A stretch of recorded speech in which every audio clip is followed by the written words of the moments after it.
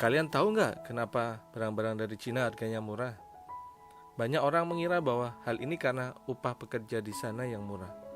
Tapi setelah kita bandingkan dengan upah pekerja di Indonesia pada tahun 2021, ternyata upah minimum terendah di Indonesia adalah sekitar Rp1.800.000 dan upah tertinggi Rp4,7 juta. Sedangkan di Cina, UMR terendahnya 1.180 yuan dan tertinggi 2.480 yuan, atau setara yang tertinggi dengan 5,4 juta rupiah. Dari data tersebut, terlihat upah di Cina lebih tinggi dari Indonesia. Nah, kalau begini, terus apa saja yang membuat barang-barang di Cina itu murah? Ikuti video ini sampai habis, kita akan bahas satu-satu. 1. Bahan mentah tersedia lokal.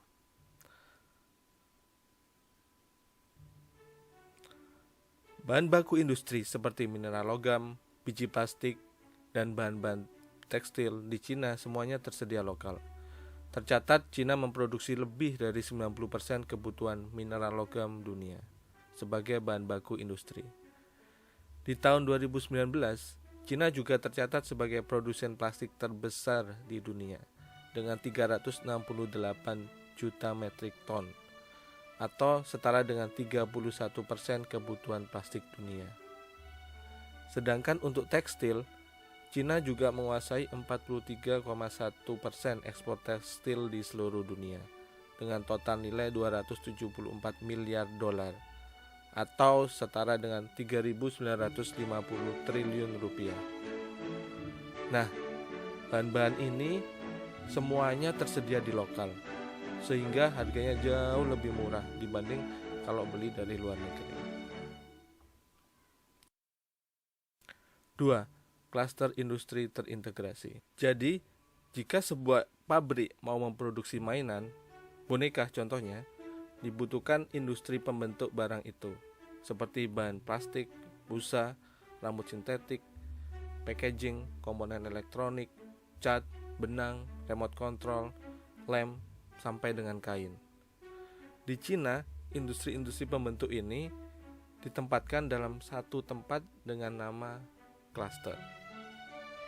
Dengan penempatan seperti ini akan mengurangi biaya transportasi, mengurangi biaya gudang, dan meminimalkan terputusnya rantai pasok.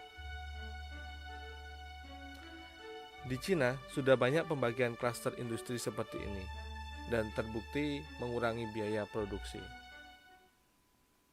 3. Insentif pemerintah pusat dan daerah.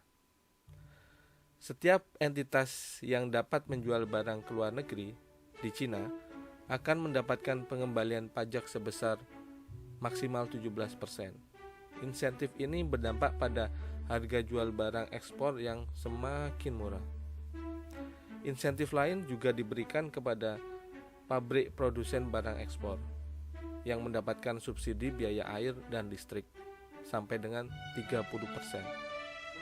Dengan adanya subsidi ini akan semakin mengurangi biaya produksi dan harga jual akan bisa lebih murah lagi. 4.